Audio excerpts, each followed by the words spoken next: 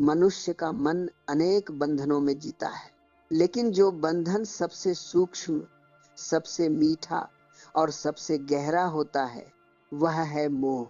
मोह कोई साधारण भावना नहीं है, ये एक ऐसा सूक्ष्म जाल है जिसे हम स्वयं बुनते हैं और फिर उसी में स्वयं फंस जाते। शास्त्रों में कहा गया है, मोह एव मनुष्याणाम बंधनाय कारणम। मनुष्य के बंधन का मूल कारण मोह है। जब तक मोह है तब तक मन एक दास है। जब मोह टूटता है तभी मन मुक्त होता है, और ये मुक्ति किसी बाहरी विजय से नहीं आती, ये विजय आती है अंतर की जागृति से। आज का विषय भी यही है, किसी व्यक्ति के मोह से मुक्ति कैसे प्राप्त की जाए, क्योंकि मोह हमेशा किसी के प्रति होता है, किसी चेहरे के प्रति, किसी आवाज के प्रति, किसी स्पर्श के प्रति, किसी स्मृति के प्रति। मोह कभी अकेला नहीं होता, उसके पीछे छुपी होती है अपेक्षा, आशा, स्वप्न और अधूरापन। मोह आसक्ति का परिष्कृत रूप है। ये वह जगह है जहां मन किसी व्यक्ति को कहता है, तेरे बिना मैं अधूरा हूं। प्रेम कहता है, मैं पूरा हूं, तुम आओ तो कृपा होगी। मोह कहता है, मैं अधूरा हूं, तुम चले गए तो मैं मिट जाऊंगा। इसलिए मोह हमेशा कष्ट देता है, क्योंकि मोह अपने साथ एक डर लेकर चलता है, खोने का डर। यही कारण है कि श्री कृष्ण गीता में कहते हैं, मोहः स्मृति विभ्रमः। मोह से स्मृति भ्रमित हो जाती है। मोह बुद्धि को ढांक देता है, मोह विवेक को कमजोर कर देता है। मोह हमें वही दिखाता है जो हम देखना चाहते हैं, सत्य नहीं। मोह का जन्म होता है अधूरेपन से। मन खाली है, मन में कोई खालीपन है, और वह खालीपन किसी व्यक्ति के माध्यम से भरना चाहता है। जब हम किसी व्यक्ति पर अपना भार, अपनी अपेक्षाएं, अपने सपने, अपनी भावनाएं लाद देते हैं, तभी मोह जन्म लेता है। बच्चे का जन्म अपनी मां में मोह रखकर होता है। बड़ा होकर मन वही मोह किसी और में ढूंढता है। मन हमेशा किसी न किसी का सहारा खोजता है, और यही सहारा धीरे धीरे मोह बन जाता है।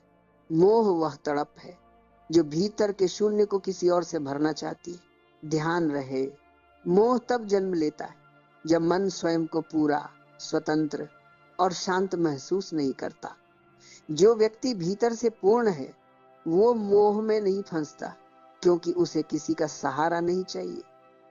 मैं हमेशा कहता हूं, जहां बंधन है वहां मोह है, जहां स्वतंत्रता है वहां प्रेम है। प्रेम और मोह दोनों चेहरे पर एक जैसे दिखते हैं, लेकिन भीतर बिल्कुल अलग होते हैं। मोह कहता है तुम मेरे हो, प्रेम कहता है तुम अपने हो।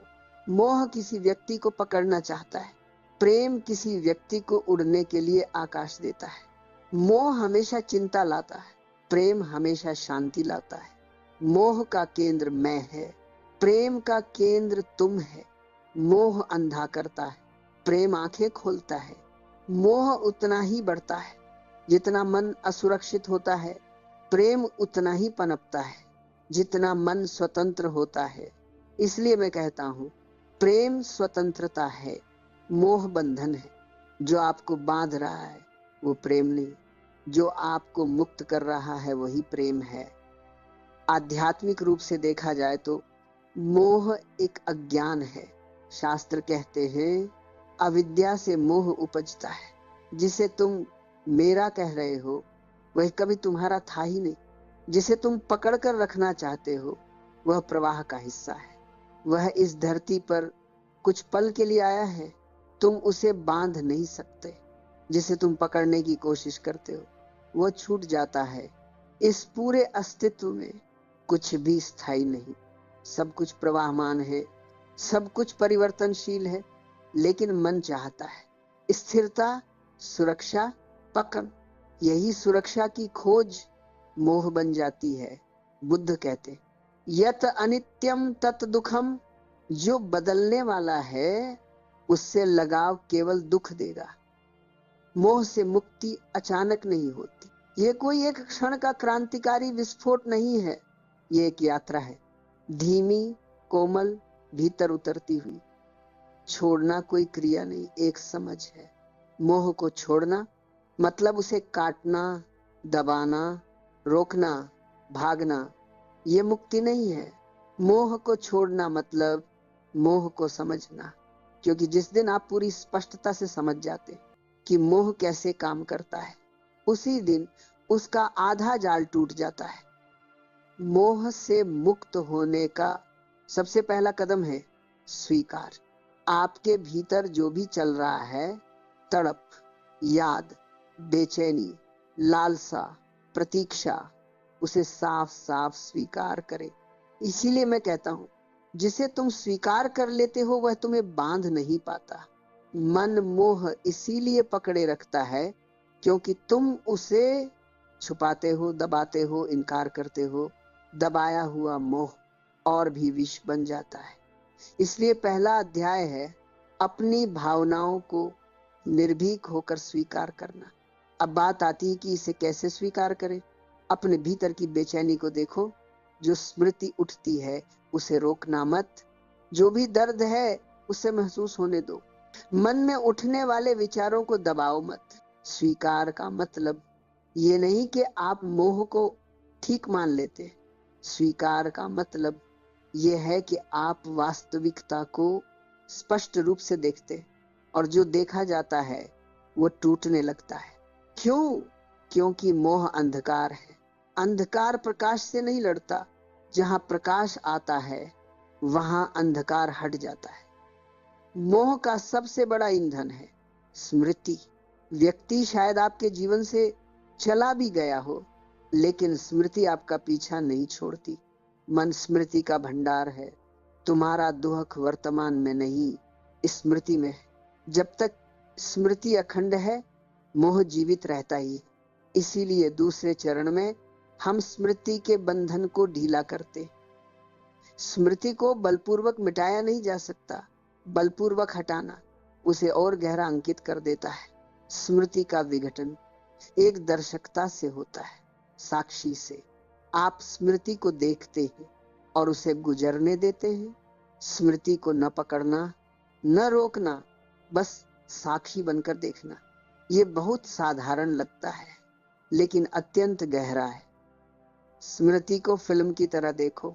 कोई शांत स्थान पर चले जाए, आंखें बंद करे, उस व्यक्ति की स्मृति को आने दे, संघर्ष न करे, बस ऐसे देखे जैसे कोई फिल्म चल रही हो। आप दर्शक हैं, आप पात्र नहीं। धीरे धीरे स्मृति की पकड़ ढीली पड़ती है, क्योंकि पहचान टूट जाती है जिस दिन आप स्मृति को देखने लगते। स्मृति आपको पकड़ नहीं सकती। मोह एक भावनात्मक ऊर्जा है, ताकतवर, तीखी आग जैसी। अगर इस ऊर्जा को सही दिशा न मिले तो ये जलाती। ये ऊर्जा आपको उसी व्यक्ति की ओर खींचती है जो आपके लिए दुख का कारण है। ऊर्जा न अच्छी है न बुरी, उसकी दिशा ही उसे पवित्र या अपवित्र बनाती है। कई लोग मोह से थोड़े समय के लिए छूट जाते हैं, लेकिन फिर लौट आते। मन फिर से उसी व्यक्ति की ओर भागता है। स्मृति फिर से जीवित हो जाती है। क्यों? क्योंकि जड़ें अभी टूटी नहीं थी। सतह पर काम हुआ था, भीतर नहीं। स्थायी मुक्ति भीतर की माटी पलटने से आती है। मोह कभी मन में नहीं होता है, मोह हमेशा हृदय में होता है। मन सिर्फ उसका दास बनता है, लेकिन बीज हृदय में होता है। मैं हमेशा से कहते आया हूं, हृदय को स्वच्छ किए बिना कोई भी मोह से मुक्त नहीं हो सकता। अब प्रश्न उठता है कि हृदय शुद्धि क्या है?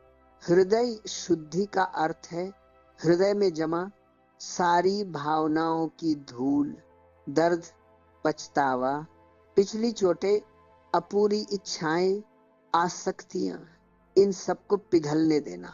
क्योंकि जब हृदय साफ होता है तभी मोह का बीज नहीं उगता। कहीं जाके एकांत में बैठे, अपना हृदय पर रखे, आंखें बंद करें। जिस व्यक्ति के प्रति मोह है उससे संबंधित सारी भावनाएं उठने दे। चाहे रोना आए, चाहे गुस्सा आए, चाहे प्रेम उठे, चाहे दर्द उठे, सब कुछ उठने दे। बहने दे। हृदय को दबाना मत। हृदय दबाने की वस्तु नहीं, बहने की वस्तु है। दमन हृदय को कठोर करता है, अभिव्यक्ति हृदय को मुक्त करती है। अक्सर लोग मोह से मुक्ति चाहते, लेकिन दिल को बहने नहीं देते। यही उनकी गुलामी बन जाता है। मोह तब तक कायम रहता है जब तक अधूरे अध्याय भीतर हैं।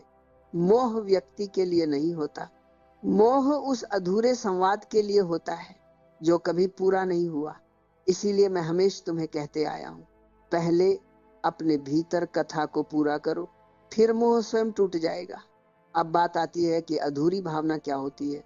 मैं ये कहना चाहता था, मैं ये समझाना चाहता था, मेरी बात सुनी नहीं गई, मेरा प्रेम स्वीकार नहीं हुआ, मेरी पीड़ा को समझा नहीं गया।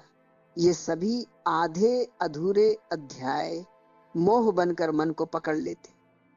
एक डायरी ले, उस व्यक्ति का नाम लिखे, फिर लिखे, तुमसे कहना चाहता था, तुमने मुझे ये दिया, तुमने ये नहीं दिया, मुझे तुमसे ये दर्द है। मैं तुम्हें ये आशीर्वाद देता हूँ, जो भी भीतर है उसे साफ साफ बोल दे, लिख दे, बहा दे। ये प्रक्रिया मोह को जड़ से तोड़ देती है। क्यों? क्योंकि अधूरापन पूर्णता में बदल गया। अब मन को उस व्यक्ति से कोई अपेक्षा नहीं रहती। ये भाग सबसे गहरा है। मोह इसलिए टिकता है क्योंकि आप ये मानते हैं, मैं वही हूं जो मैं महसूस करता हूं। लेकिन यह भ्रम है। आप भावना नहीं है, आप विचार नहीं है, आप अनुभव नहीं है, तुम भावनाएं नहीं, तुम साक्षी हो। जब साक्षी जागता है, भावनाएं स्वतः गिर जाती हैं। क्या बदलता है? पहले मुझे उसकी याद आती है, अब याद उठ रही है, मैं देख रहा हूं। पहले मैं दुखी हूं, अब दुख उठ रहा है, मैं साक्षी हूं। पहले मैं मोह में हूं, अब मोह दिखाई दे रहा है। ये छोटा सा परिवर्तन मनुष्य को बंधन से आजादी में पहुंचा देता है। मोह सिर्फ इसलिए होता है क्योंकि आप भीतर से खाली हैं। आपके भीतर एक शून्य है, एक खालीपन। मन उस खालीपन को किसी व्यक्ति से भरना चाहता है, लेकिन मन भूल जाता है शून्यता कोई कमी नहीं, ये आत्मा का द्वार है।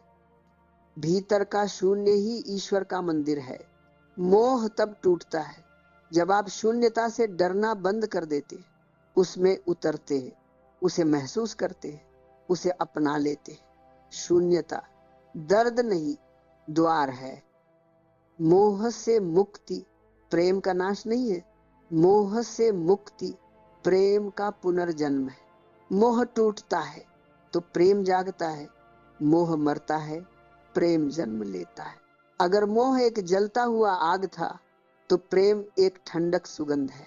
जो व्यक्ति मोह की जंजीर तोड़ देता है, वो प्रेम का सम्राट बन जाता है। मोह के बाद का जीवन में ऐसा लगता है जैसे मन शांत हो गया हो, हृदय निर्मलता से भर गया है, सारी भावनाएं हल्की हो गई, दूसरों पर निर्भरता समाप्त हो गया है, हमारी ऊर्जा स्वतंत्र हो गया है, संबंध स्वच्छ हो गया। अब स्मृतियां बोझ नहीं है, जीवन सहजता से भर गया है और प्रेम मुक्त हो गया हो। मोह एक कैद था, उसकी दीवारें गिर चुकी है। आप वही हैं, लेकिन भीतर सब बदल चुका है। यही स्थायी मुक्ति है। जब तक तुम जीवन को भोक्ता की तरह देखते हो, मोह अवश्य जन्म लेगा।